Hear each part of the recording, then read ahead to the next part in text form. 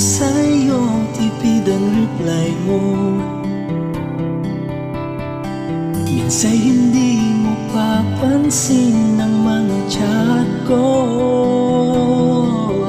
Nakikipagkaibigan lang naman sa'yo. Ayaw mo bang isang tulad ko? Wala ba ko sa iyong dating? Baka naman boring.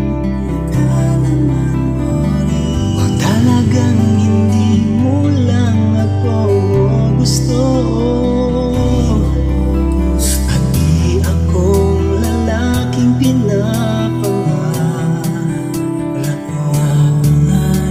Ako'y laging mangungulit sa'yo. Sana naman pansinin mo, di mo ba nag-iisip ang mga text ko sa'yo? Wala naman ako intensyong manloko, at sana na may mag-is na din ang tulad kong sana sa puso mo'y meron din akong espasyo.